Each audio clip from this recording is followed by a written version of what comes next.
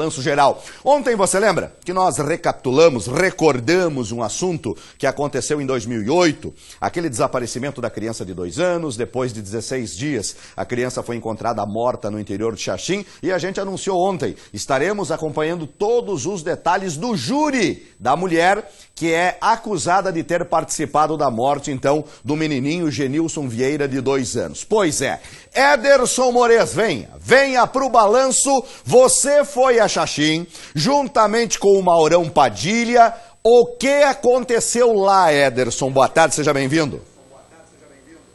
Boa tarde para você, Eduardo, e a todos que acompanham a nossa programação. O que acontece é o seguinte, meu amigo, o Adilson Luiz Raimundi, o advogado que foi nomeado para defender a ré, ele só conheceu ela, só conversou com ela pessoalmente alguns minutos antes de começar o júri.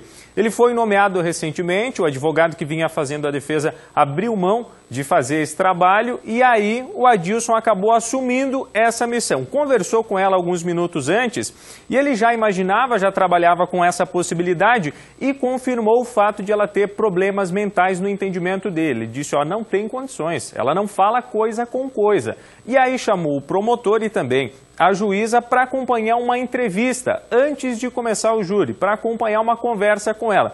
Começaram a fazer uma série de perguntas e foram percebendo que realmente ela não falava fatos conexos, não conseguia relacionar uma coisa com a outra. E aí foi então optado por realizar um exame para testar a sanidade dela. Aí você vai se perguntar, pois é, mas não tinha que ter sido feito esse exame antes disso, afinal se passaram 10 anos. Foi tentado entre 2010 e 2012 fazer esse exame, só que aí ela não foi localizada. A justiça entendeu que a defesa tinha deixado de lado esse argumento e deu sequência, deu andamento. E aí foi marcado o júri para amanhã de hoje. Nós vamos acompanhar o que disse o promotor de justiça do município de Xaxim a respeito dessa decisão. Daqui a pouco a gente vai trazer a reportagem completa falando sobre isso, mas primeiro vamos acompanhar o que disse o promotor a respeito desse assunto.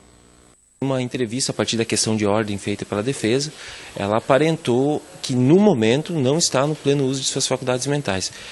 O que a gente achou melhor? Concordar com o pedido da defesa para que eventualmente esse júri não seja anulado por uma decisão depois dizendo que deveria ter sido feito previamente, porque a legislação prevê, né, que tem que saber se a pessoa ela está no pleno uso de suas faculdades ou não.